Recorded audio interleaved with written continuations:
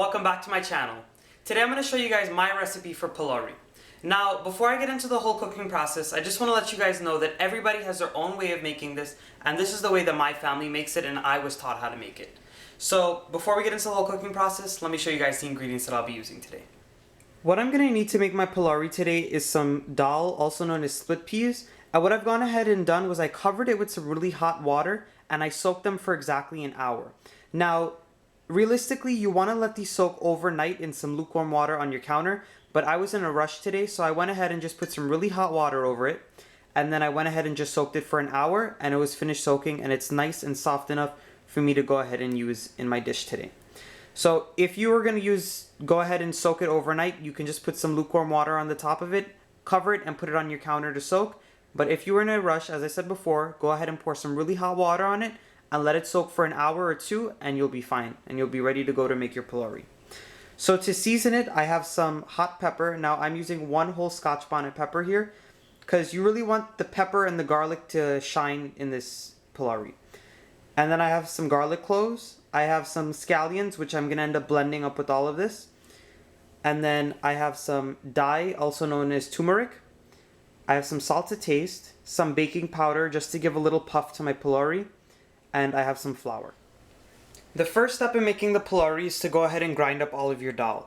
Now, when you're grinding this Dhal, you're going to have to use just a little bit of water just to help it in the food processor because it tends to get stuck and dry in there. So I recommend that you use about 2 tablespoons of water per batch that you put in here. So I had about 2 cups of Dhal that I went ahead and I soaked, and I'm doing it in about 3 to 4 batches. So you want to add in 2 tablespoons of water to each batch. And what you're going to end up with is this very fine paste. It's not going to be very liquidy, but it's going to be nice and thick. And this is the texture you want to go ahead and make your Polourie. So I'm just going to continue grinding all of my Dhal, and then I'm going to show you guys when that part's done. I'm about to grind my last batch of Dhal, and what I went ahead and did was I added in the garlic and the hot pepper. This way it could just grind up with the Dhal and it could be done in here. If you guys didn't want to do it this way, you could go ahead and grind up the pepper and Dhal separate. So what I'm going to do is go ahead and grind this last batch with the pepper and garlic, and then I'm going to go ahead and add it into the rest of my Dhal that I already have grinded. I allowed this batch of Dhal to go ahead and grind up with the pepper and the garlic. I'm going to go ahead and add in my scallion now. Now, I didn't add it in the beginning because I don't want it to totally disintegrate. I still want little chunks of scallion. So you could either go ahead and just pulse it in here real quick like I'm going to do, or you could just chop it up really fine and then add it into your mix. So I'm going to go ahead and grind this up and then add it into the rest of the Dhal that I have. Now that I have all of my Dhal grinded up, I'm going to go ahead and add in the rest of my ingredients to make the Polourie dough. So what you want to do is go ahead and add in your baking powder and your dye or your turmeric. And you're going to add that in, and we're just going to go ahead and mix that up. Now the reason we're adding the turmeric is to give it a nice yellow color, and also being that I used the split peas that were yellow and green, the whole mixture got like a greenish color, so that's going to go ahead and make it yellow again. And I want to add in all of my flour. And you want to add a minimal amount of flour for this, because if you add too much, the whole dough, when you're done cooking it, is going to be very tough.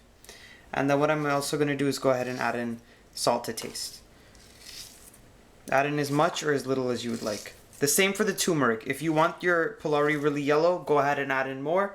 And if you want it really light in color, you can add in less. So I'm just going to mix this in and see what it needs, if it needs any more salt or if it needs any more turmeric. And then I'll show you guys what it looks like once I'm done mixing. I finished mixing my dough for my Polourie, and I went ahead and made sure to taste it for salt and pepper and garlic and anything like that, just to make sure the flavor was right. And I also looked at the color to see if I wanted to add any more turmeric or not, but the amount that I added was just right.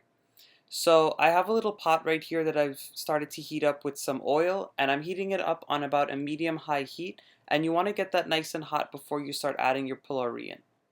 So the good thing about making this is that this dough doesn't have to sit at all. You can start frying it right after you finish mixing the dough.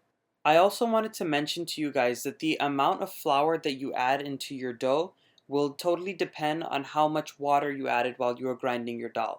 If you added a lot of water while grinding your Dhal, then you're going to have to add in more flour than you would have if you didn't add a lot of water while grinding it. So you just want to watch out for that, and you want to get the texture right just by the feel of it. In order to fry the Polourie, what you're going to want to do is take some of the dough in between your fingers, and you're going to want to drop them into the oil into sort of a rounded shape. Now I'm going to be very honest with you guys. My Polourie doesn't always come out round, but the taste is there. So it's not always about the looks, it's more about the taste. So if you want to get your Polourie really round, it just comes with a lot of practice. And as you guys can see in the pan there, not all of them are the same shape, but that's okay, it's rustic. So I'm just going to keep dropping in my Polourie until I have the pan mostly filled. I don't want to add in too much to overcrowd the pan, because if I do, then the temperature of the oil is going to drop and all of the Polourie that I have in there are going to start to suck up all of that oil and they're going to be very greasy. So you want to just make sure and not overcrowd your pan and keep your heat regulated.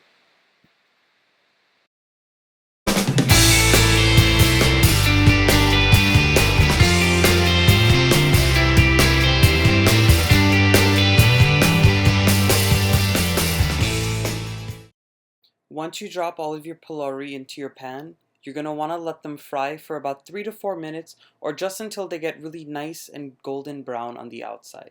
Now you want to make sure and regulate your heat, because if it is too hot in the pan, then they will get really dark on the outside and be really raw on the inside. And as you guys can see here, I'm turning them constantly. I have all of my Polourie here that I finished frying, and I have them in a pan that I've lined with a paper towel just to drain off any of the excess oil that was on them when they came out of the oil. So I'm just going to break one open and show you guys what it looks like inside. Once you break it open, you're going to see that it has just a little puff to it, and that's because of the baking powder that we added. And to me, it has the perfect color. This is the right amount of turmeric that I like to add for that nice bright yellow color. So I really hope you guys enjoyed cooking in the kitchen with me again today. Please go ahead and give this video a thumbs up, and please do subscribe to my channel. Go ahead and click that red button down below so this way you can be notified on when I do post new videos. Also, please feel free to leave a comment down below on what you guys would like me to make next. Once again, thanks for watching, guys.